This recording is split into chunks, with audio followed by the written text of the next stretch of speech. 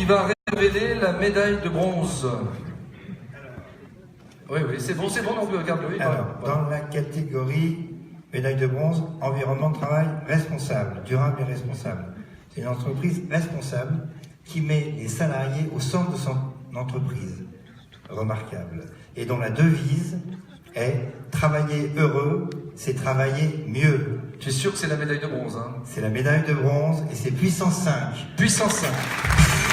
Bravo, puissance 5. Alors Pierre Cadeau, pourquoi vous avez remis le prix à puissance 5? Qu'est-ce qui t'a plu dans ce projet? Alors, je l'ai dit un tout petit peu là en préambule, ils mettent vraiment le salarié au centre de leurs préoccupations. On l'a vu dans la présentation, un centre médical dernier cri, des salles de sport, un terrain de foot.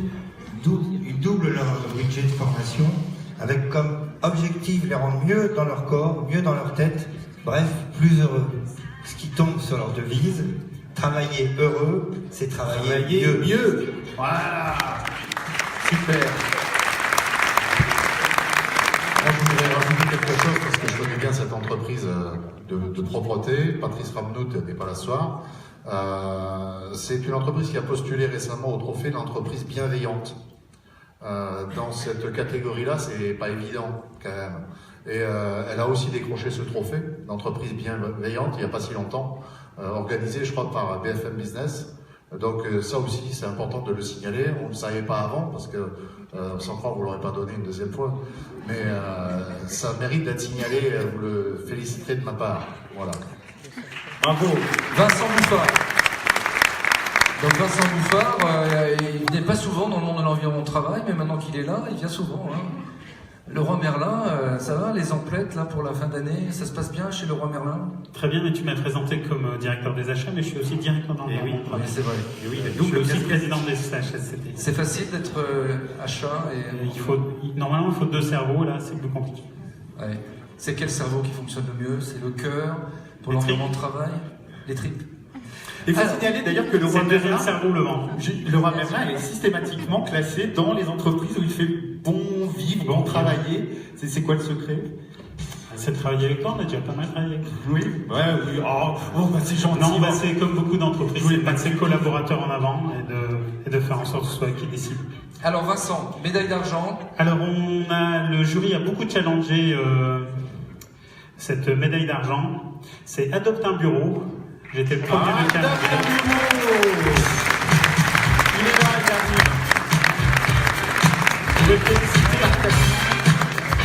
alors un ancien consultant du BCG qui a voulu partir de ses propres ailes, créer sa start-up et inventer un nouveau modèle économique sur la récupération de bureaux. Bravo. Bravo, super.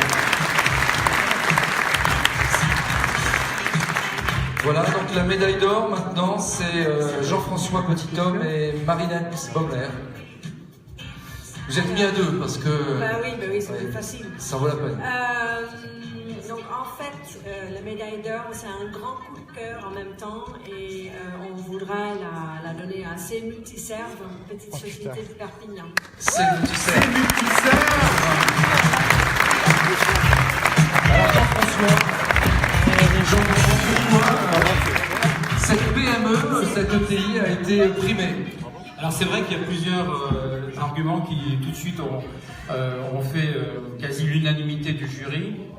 Premièrement, c'est que ce jeune chef d'entreprise, fondateur de C'est Multiserve, a mis en concept en premier lieu les valeurs humaines.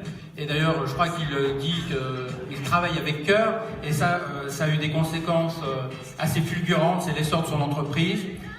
Il a quadruplé sa clientèle très rapidement, il a doublé son chiffre d'affaires, enfin c'est quelque chose d'impressionnant. Le second point, c'est aussi, comme l'a dit Marinette, c'est l'illustration qu'une entreprise venant de la région peut partir à l'assaut de la France et de l'international. Et je crois qu'il est en pleine voie pour conforter ses positionnements à l'étranger. Et puis, un troisième point qui est aussi important, c'est la proximité avec la territorialité, avec la région, dans l'accompagnement, au travers de chartes, que ce soit des chartes emploi, des chartes avec à la fois Pôle emploi, mais aussi la mission jeune, si j'ai bien retenu ce que nous avons écouté très rapidement, parce que le pitch est très rapide, il faut le reconnaître d'une façon générale, et tout ça, c'est tout aussi louable. C'est-à-dire, c'est garder l'humanité du départ, une espèce d'esprit de famille, hein, d'esprit d'entreprise en même temps, et puis au travers du développement, le conserver. On va lui donner la parole un petit peu alors. Alors vous venez parler dans le micro. Vous venez de quelle région, monsieur? Perpignan. Perpignan. Oh, c'est joli ça. Et donc, c'est super joli, il fait beau. alors racontez-nous un peu votre parcours brièvement. Tout simplement, j'ai créé ma société en 2009 et Vous aviez des parents fortunés qui vous ont aidé? Oui, sûrement. Ça a été totalement ça. Non, j'ai commencé à créer ma structure tout seul. Et de 2009 à 2014, j'étais technicien et je travaillais sur les chantiers sur la moitié sud de la France.